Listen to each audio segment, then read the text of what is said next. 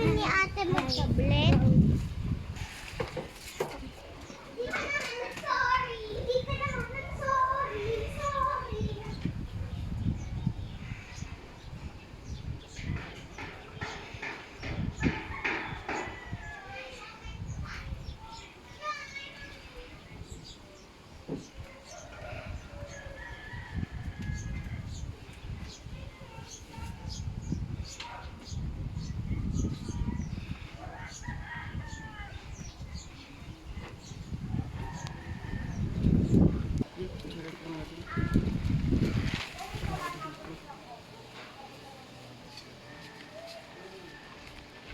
Minutes na.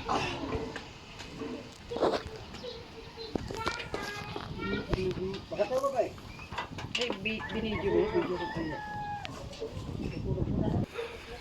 Oh, sakit na ng pako ah. Hey, basta silsilodon daw. Sinakwa. Ako, nalala ako.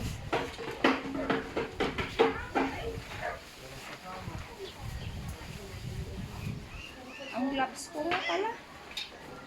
Ano talaga? Kala nila walang dragon fruit sa Baguio eh. Kaya Kala nila hindi tutubo ang dragon fruit sa Baguio.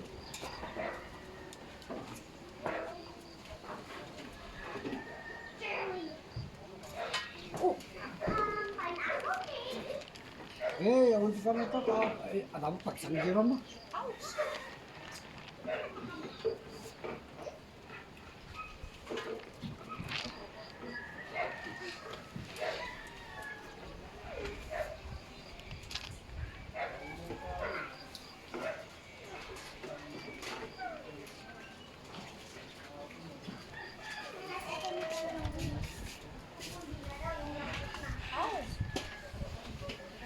Kulang kasi. Daming tinik. Dapat yellow daw yung... Ay, gusto niya daw yung lahat na pink. Kakainin niya daw. May tinik ba yan?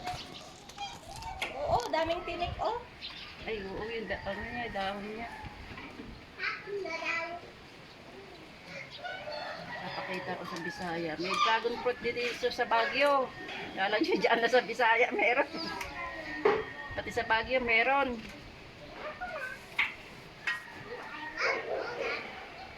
I want some more yellow one. Ayaw ko yung...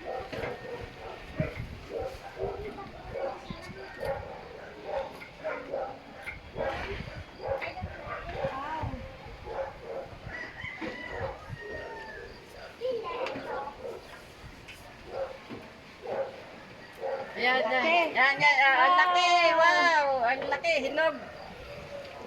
Hinog na. Kala nyo sa Bisaya lang may dragon fruit. Meron din dito sa amin.